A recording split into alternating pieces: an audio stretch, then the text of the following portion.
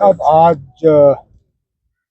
जो पुराना SRO 43 का कंपैशनेट अपॉइंटमेंट स्कीम है उसके तहत और उसके रिप्लेसमेंट में जो रिहैबिलिटेशन असिस्टेंस स्कीम RAS, इन दोनों स्कीम्स को जोड़ के आज 90 कंपैशनेट अपॉइंटमेंट्स कश्मीर प्रोविंस के 10 के 10 ज़िलों में जो है आज बांटने का काम हुआ। ये सिलसिला चलता आया है और हुकूमत बनने के बाद कोशिश की गई है कि इसमें तेज़ी लाई जाए, क्योंकि ये हमारा फ़र्ज़ है। ये अपॉइंटमेंट्स किसी के ऊपर एहसान नहीं है। हमारे कुछ कीमती साथी अपने सर्विस पीरियड के दौरान इस दुनिया से चले गए और उनके घर को तकलीफ ना हो, उनका घर चले, उस सिलसिले में ये स्कीम जो है ये लागू किया गया। और जैसे मैंने अपनी तकरीर में आज कहा, कोशिश की जाएगी कि जहाँ जहाँ इसमें कोई खामियां हैं, कमजोरियां हैं, उनको दुरुस्त किया जाएगा। मैंने पिछले दिनों कहा कि अमेरिका के सदर साहब के बयानों का पता ही नहीं चलता। मुझे लगता है उनको खुद भी पता नहीं है वो कर क्या रहे हैं। सुबह उठ के एक बात करते हैं, दोपहर को दूसरी बात, शाम को तीसरी बात, और जिस तरह की जबान, जिस तरह का लैंग्वेज वो इस्तेमाल करते हैं,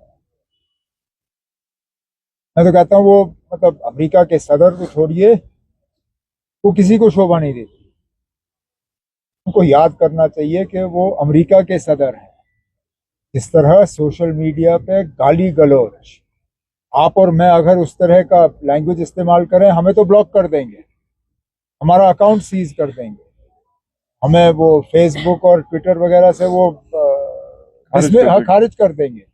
अब ये अमेरिका के सदर हैं, क्योंकि सदर हैं, डरते हैं लोग इससे, इसके खिलाफ कोई कार्रवाई नहीं। और ये बार बार धमकी देना क्या? जंग ईरान ने शुरू नहीं की, जंग ईरान के ऊपर ठोसा गया। पहले तो हमें ये बताए ना इस जंग के पीछे मकसद क्या था, क्योंकि अब सीज फायर के बाद अमेरिका ने कहा हमारी बहुत बड़ी कामयाबी हुई, हॉर्मुज स्ट्रेट खुला। अरे ना, जंग से पहले तो ये खुला था और ये सबके लिए मुफ्त था। इस जंग के बाद अब ईरान को मौका मिला, वो कहते हैं अब इसको टोल टैक्स भरना पड़ेगा। तो फिर हासिल क्या हुआ? और इस सीज फायर के लिए आप हालात पैदा करिए, थोड़ा सा इजराइल पे थोड़ा सा काबू करें। जिस तरह लेबनान पे वो बमबारी कर रहे हैं, जिस तरह बेगुनाह लोगों को वहां मारा जा रहा है, आपको क्या लगता है ना किस तरह सीज फायर होगा? तो चलिए, हम यहाँ तक पहुंचे, बड़ी अच्छी बात है, लेकिन ये सीज फायर अगर कामयाब ना रहा, इसके पीछे ईरान का कसूर या किसी और का कसूर नहीं होगा, सिर्फ और सिर्फ इजराइल का कसूर होगा। मुझे लगता है अमेरिका को थोड़ा सा इजराइल पे आप कंट्रोल करना होगा। उमर साहब, कांग्रेस ने बोला कि जो फॉरेन पॉलिसी है इंडिया की वो फेलियर है, क्योंकि पाकिस्तान ने नेगोशिएशन करा है।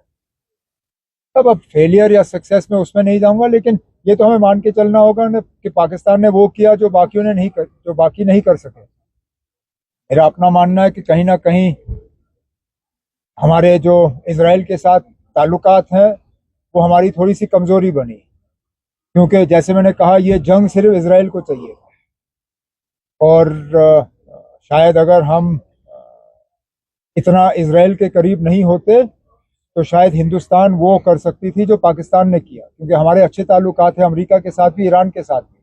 मुझे लगता है, जो मुझे लगता है, ये मेरी ज़ाती सोच है कि हम ये रोल इसलिए अदा नहीं कर सके क्योंकि हमारे इजराइल के साथ ताल्लुकात कुछ ज़्यादा करीब गए हैं। अब चलिए, जो सीज फायर हुआ अच्छा हुआ, अगर इसमें पाकिस्तान ने ही रोल अदा किया तो चलिए। Umar Saab, there is a CAG report which says 315 water bodies, lakes have completely vanished in Jammu and Kashmir. 205 have shrunk. Are we headed towards an environmental disaster? Look, I don't need the CAG to tell me what is self-evident. I mean, I'm amazed that this subject has become a topic of discussion because CAG has talked about it. We see it. We are living this, whether it is our water bodies in and around Srinagar, or our water bodies in rural areas. Either those water bodies have ceased to exist or they have shrunk. They have shrunk because of urbanization. They have shrunk because of pressures on the land. They have also shrunk because of climate change. So while some of these things are within our control, some of these things are a fallout of a wider problem. But yes, I think we need to be more conscious of the environmental damage that we are doing. And this is not just the responsibility of the government. I think it will take a collective responsibility of all of us who live in Jammu and Kashmir. Is this the sort of Jammu and Kashmir that we want to hand over to our children and grandchildren? And if it isn't, then what can we do to be more conscious of how we protect the environment? Why don't we use less plastic bags? I mean, is it going to take a government order banning the use of plastic bags completely for us to wake up to this problem? As a concerned citizen, what stops me from carrying a bag from my house to bring my shopping home in? Why do I have to take a plastic bag from the shops? But if what it takes is the government to be more heavy-handed, then unfortunately that is the direction in which we're heading. But I hope before that, as a society, we can do collectively something to address this problem मतलब elections कब होंगे urban local bodies की अगर बात करें at the appropriate time. Marsa, one last question. How do you see the Prime Minister is going to introduce the Women's Reservation Bill in the Parliament? In fact, he has said that everyone should support it. Actually, if I'm not mistaken, a women's reservation bill had already been passed by Parliament. Yes. So first and foremost, it needs to be explained to me why a new bill is required for a bill that had already been passed. Nobody is answering that question. We are all for women's reservation. But if I understand correctly, we had been told that women's reservation would follow from a census and delimitation. What has changed? Because that women's reservation bill was brought by the same government. It wasn't inherited from a previous government. The BJP NDA government brought and passed women's reservation through Parliament. At that time, it was told to us that this would be applicable from the post 2030 census, 2029 elections. This would happen. Ab kya badla? We are all for it, but something is not right. And the government of India, particularly the BJP, needs to come clean on what was wrong with the previous bill brought by this very government that requires a fresh bill. Convince us, we are happy to listen. Umar साहब, ये जो नीति आयोग की latest report आई है कि जम्मू कश्मीर में सालाना 15,000 करोड़ रुपए सिर्फ हमारे हॉर्टिकल्चर को नुकसान हो रहा है because of the different reasons, थोड़ा सा इस पे जानना चाहेंगे. अब बजट में इस साल हमने हॉर्टिकल्चर के लिए क्रॉप इंश्योरेंस स्कीम जो है उसका ऐलान कर दिया है. अब फाइनेंशियल ईयर शुरू हुए, अब हफ्ता भी नहीं हुआ, हमारी कार्रवाई जो है वो चल रही है. हमारी कोशिश रहेगी कि जल्द से जल्द हम ये स्कीम जो है लागू करें. ये पहली मर्तबा है. इससे पहले मुख्तलिफ तरीक़ों से कोशिश की गई थी मदद करने की, लेकिन वो सिर्फ दिखावा था.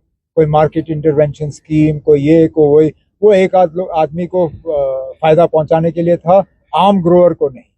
आम ग्रोअर को फ़ायदा मिले, आम ग्रोअर जो है वो थोड़ा सेफ्टी महसूस करे, उसके लिए जो क्रॉप इंश्योरेंस की स्कीम हमने लाई है वो जल्द से जल्द हम इम्प्लीमेंट करेंगे ताकि इस तरह का नुकसान जो मौसम की वजह से इनको बर्दाश्त करना पड़ता है उसमें उनको थोड़ी सी राहत मिले. Thank you so much.